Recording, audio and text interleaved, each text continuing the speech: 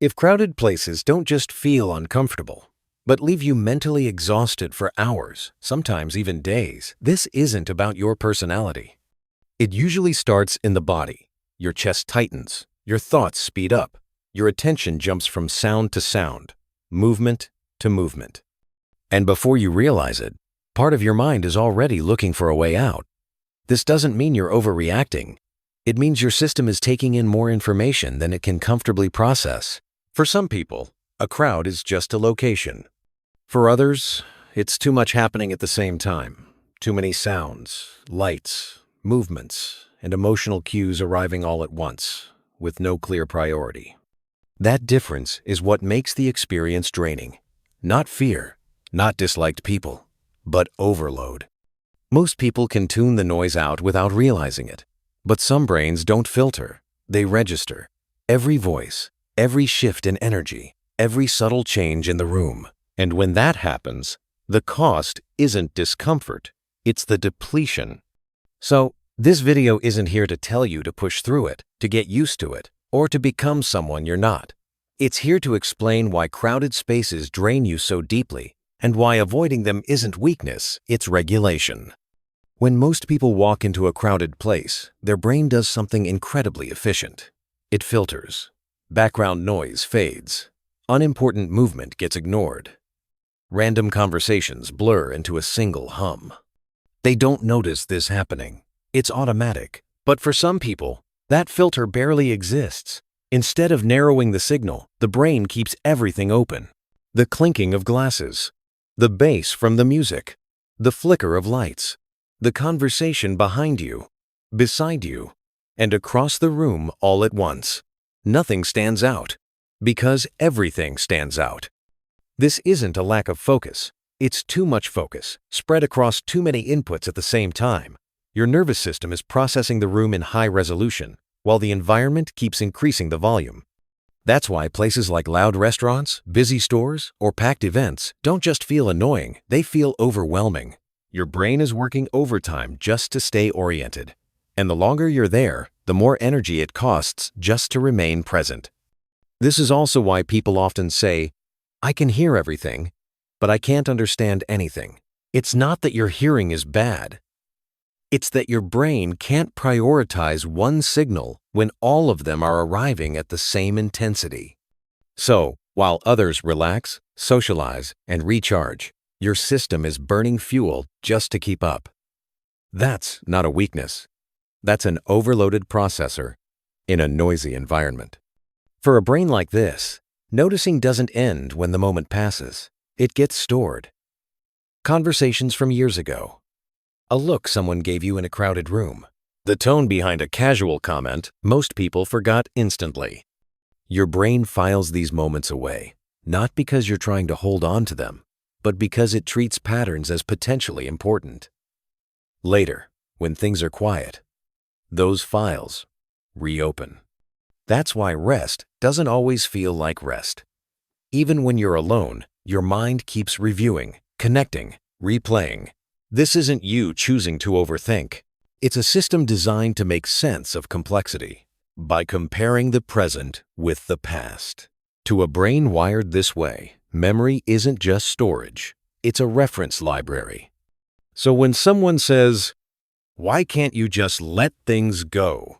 they're asking a brain like yours to stop doing what it evolved to do naturally.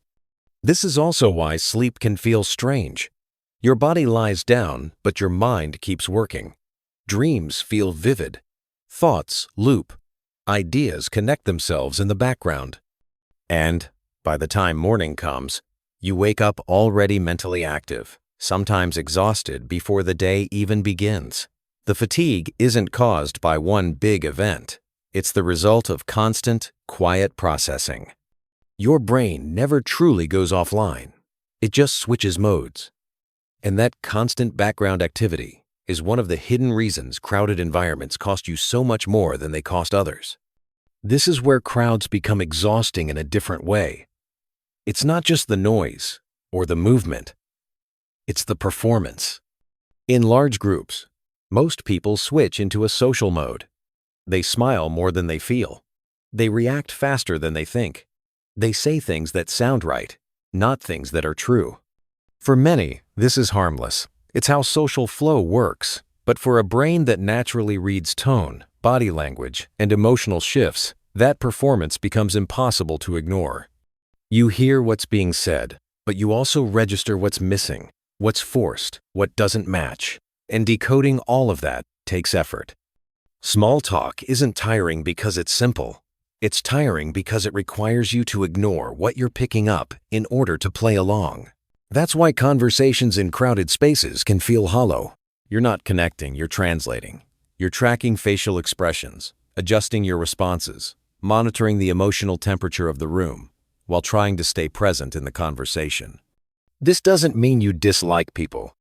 It means you prefer honesty over performance. One genuine conversation can feel energizing.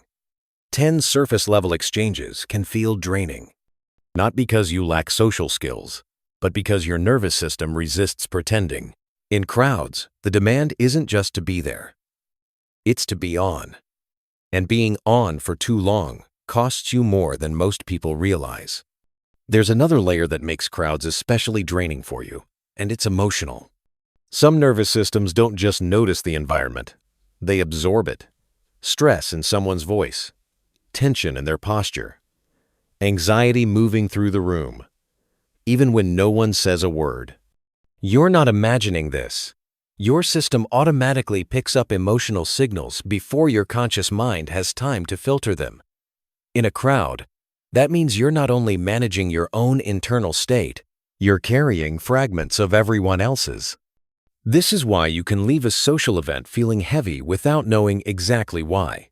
Nothing bad happened, yet your body feels overstimulated, unsettled, tired.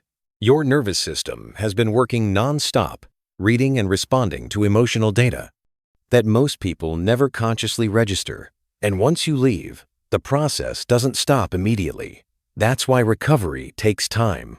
Not minutes, not a quick break, but hours, sometimes days, of quiet before your system fully resets.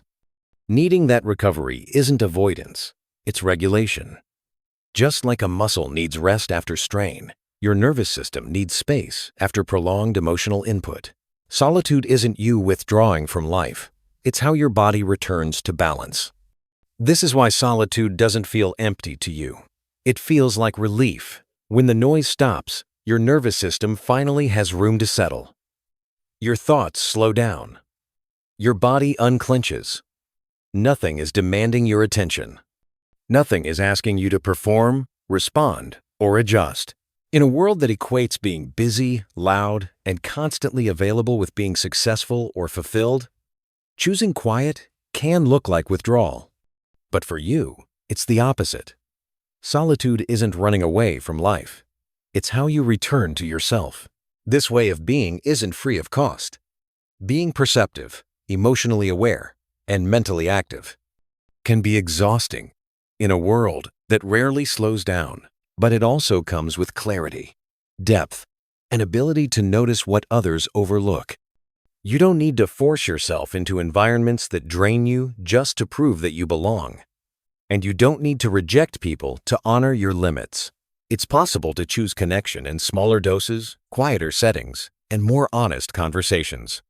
So if you've spent years wondering why crowded places leave you depleted, why silence feels safer than noise, and why being alone helps you breathe again, your nervous system simply works differently.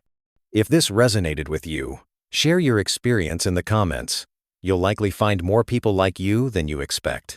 And if you want to go deeper, the next video explores how to recover after social overload without guilt or burnout.